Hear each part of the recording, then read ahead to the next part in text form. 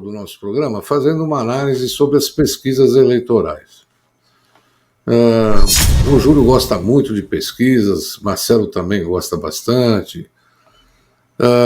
Eu tenho uma teoria que eu queria trocar ideia com vocês.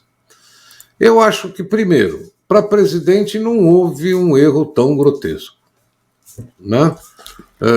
Todas elas ficaram mais ou menos dentro do mesmo nível. O que houve foram, assim, erros com relação a governador, principalmente, e Senado, né? Que houveram alguns... Pro Bolsonaro. Hã? Pro Bolsonaro. Erraram pro Bolsonaro. Erraram. Pelo menos 10 pontos. Pelo menos 10 pontos. Então, sabe, se fosse uma ou outra, vai lá. Mas todas estavam com a mesma tendência, né? Agora, eu pergunto para vocês, assim, a minha leitura deste erro é a falta de senso, né? De uma atualização de senso. Um dos motivos que eu vejo, né, como erro, porque esses institutos tomaram como base projeções, né, de um censo que está 12 anos vencido, vamos falar assim, entendeu? E isso traz números errados, né, de renda salarial, de educação, e etc, etc, etc. Então, esse eu acho um dos motivos. Agora, dizer que foi sacaneado, como estão dizendo, não, porque quiseram sacanear. Isso é bobagem. É uma baixaria absurda, né? Porque hoje escutei aqui, não, eles estavam conversando entre si. Também uma outra teoria da conspiração, né? Eu não sei, eu gostaria de entender um pouquinho de vocês aí, como é que vocês viram esses números tão diferenciados, tão diferentes dos que apontaram aí os institutos de pesquisa, e não foram poucos, a maioria, né? Com exceção daquela Brasmarket e um outro qualquer aí, né? Os da Jovem Pan, mas todos os outros estavam dentro da mesma linha de raciocínio, né? O que você viu, Júlio? Como é que você encara isso? Bom, já eu penso que a gente tem que começar analisando aí do ponto de vista macro, né? As pesquisas, de fato, não pegaram essa força do bolsonarismo, né? Não pegaram esse arranque bolsonarista, né? Que a gente pode chamar assim. Por exemplo, como você já citou, para o Senado, em vários estados, ele não pegou esses candidatos que, em muitos casos, estavam em segundo ou terceiro lugar.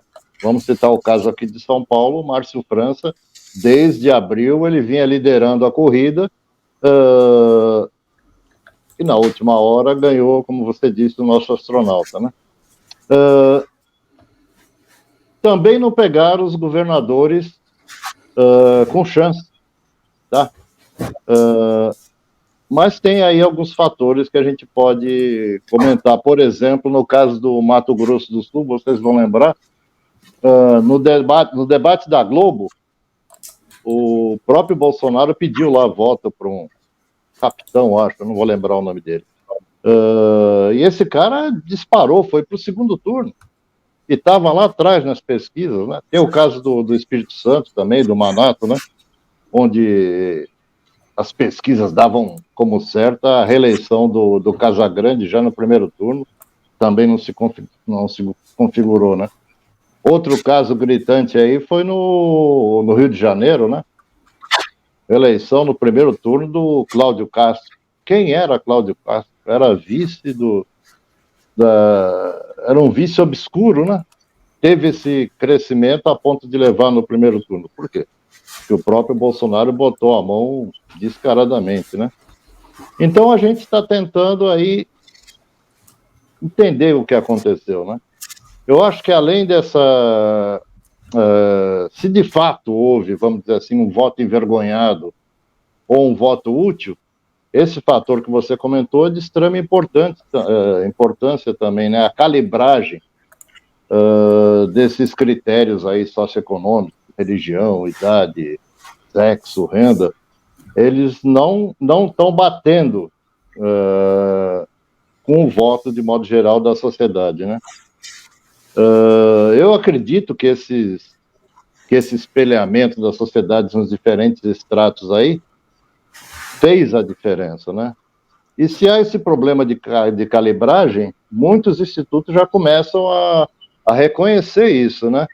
O Quest foi o primeiro a apontar esse problema e deixou bem claro que vai corrigir isso para o segundo turno, sob risco aí das pesquisas sofrerem um descrédito muito maior do que esses que os bolsonaristas estão querendo demonizar agora. Você não acha, Marcelo?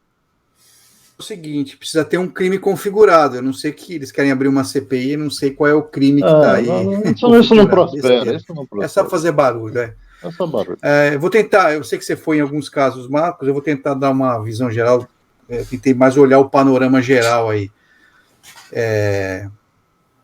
Como o Jean falou, se você, no caso do Lula, se você considerar a margem de erro ali com um ponto abaixo, então todas as pesquisas mais ou menos acertaram. Com relação à diferença, Lula-Bolsonaro, as que chegaram mais próximas, os que tiveram menos diferença, foi a Atlas Intel e a Paraná Pesquisa.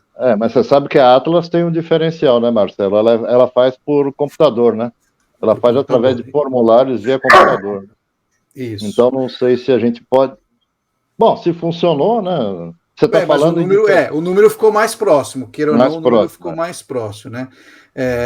E eu acho que algumas coisas. O primeiro, de novo, vamos lembrar que pesquisa é uma foto, né? Ela é um prognóstico, ela não vai acertar, ela não pega movimentos de última hora. E tem algumas teorias aí. Então, quer dizer, o primeiro movimento de última hora é o voto útil no Bolsonaro, né? O cara olha a pesquisa da sexta, olha a pesquisa do sábado, olha para Ciro, né? Tem lá os indecisos. E também eu acho que o que essa pesquisa não pega é o antipetismo. Então, o antipetismo está muito maior do que a gente imaginava. Então, a decisão de última hora, o voto útil no Bolsonaro foi gigantesco, e principalmente Marcelo, no interior de São Paulo. Você que gosta mais de números, você falou do voto útil. Eu não fiz essa conta, talvez você tenha feito. Ciro e Simone tiveram menos votos do que as pesquisas apontavam. Essa soma bate com o resultado do Bolsonaro? Então, se você pegar também os indecisos... sim, né? Claro. Isso, então eu acho assim, o antipetismo, o discurso do Ciro contra o Lula, forte, né? Tem uma parcela da Tebet que é mais moderada assim, é mais antipetista também. Então, quer dizer, se você somar esses três fatores, explicam talvez a diferença de última hora, que não tem pesquisa no mundo que vai pegar. Isso é no dia da eleição. E nós estamos falando de 6 milhões de votos. Então, como eu te falei, eu acho que o sentimento antipetista não foi capturado pela pesquisa, né? E eu acho que é grande no Brasil, né? Principalmente em São Paulo, principalmente no interior de São Paulo. E eu acho que a eleição do Dallagnol, do Moro e da Conja também explica um pouco desse antipetismo, né, que está em alta aí. E acho que o Bolsonaro explorou muito bem nos últimos dias da campanha esse antipetismo, né, esse medo do PT, né? E eu acho que isso provocou o voto útil aí. Como eu falei, e principalmente dos ciristas, eu acho que as mulheres também. As mulheres que tinham menos, tinham mais possibilidade de mudança de voto, se você olhar naquela pesquisa. Então, e a mulher é muito conservadora, geralmente é muito conservadora. Eu acho que mulher evangélica, eu acho que teve esse movimento de última hora, e aí Bolsonaro arrastou, né, sugou essa enxurrada de votos na última hora. É o que eu acho, né?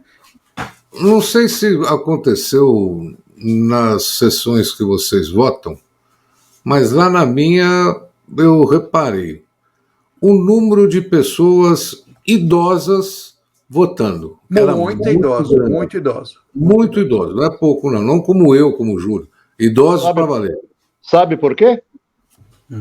Eu acho que para fomentar o voto ao Bolsonaro, né? Não, porque, sim, não tenha dúvida, as pessoas votaram no Bolsonaro, mas surgiu Eu tenho uma amiga foi presidente de sessão, e ela comentou comigo que ela falava, já tem, não precisa votar, é só até 70 anos, tal, que o movimento estava muito grande, vocês repararam, tinha muita gente. Nossa, muito. Eu votando, muito mais gente do que nos outros anos, pelo menos foi o que eu senti.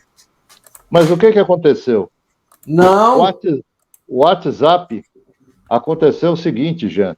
Pelo WhatsApp, dispararam um boato que se essas pessoas não votassem, os mais idosos, 80, perderiam a pensão.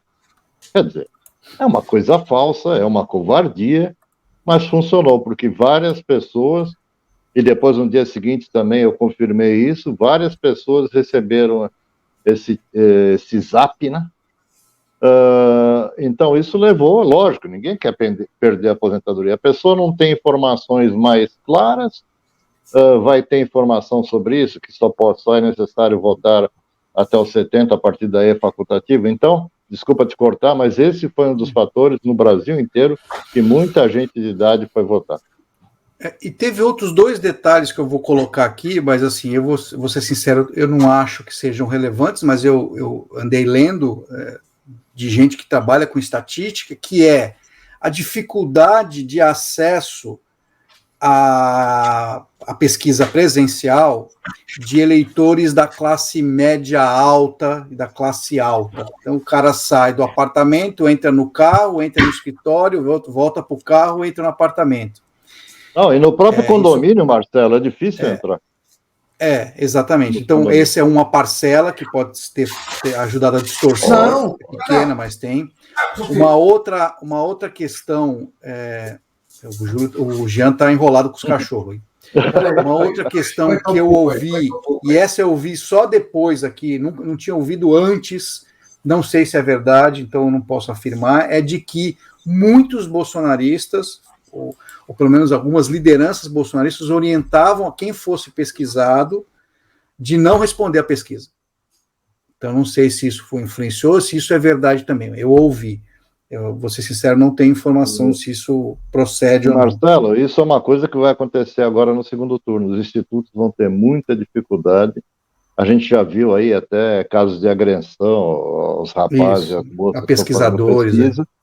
Então, essa onda de descrédito dos institutos aí, principalmente por parte dos bolsonaristas, tem também esse objetivo, né?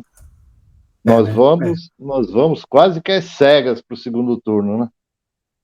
Já saiu uma IPEC hoje, né? Exato, é isso que eu ia dizer. Eu não vi o resultado, não dá para fazer nenhuma análise, mas... 51-48. 51-43, se não me engano. Se você pegar as pesquisas lá de março, abril, você vai ver que é o mesmo índice, continua o mesmo índice. Aí vai ser criticado, obviamente, mas a Lula cresce 1 ponto acima da margem de erro, né? 3 pontos, 51, e Bolsonaro ficaria com os 43. Olha lá, 43, a Bia colocou aqui a Bia mandou a informação, 51 Lula, 43 Bolsonaro. Agora, vamos ver os fatores aí exógenos, né? Vamos ver os fatores que vão pesar aí para a mudança de voto ou não. Que basicamente todo mundo vai repetir o voto. Tá? Eu também acho. E também aquele negócio, né? Aquela informação que todo mundo já deu, mas é importante ressaltar que é a primeira vez que um presidente que tenta a reeleição termina em segundo lugar. Segundo lugar. Vai ter uma migração de votos muito grande, eu vejo por mim mesmo. Por exemplo, para governador eu votei no Rodrigo.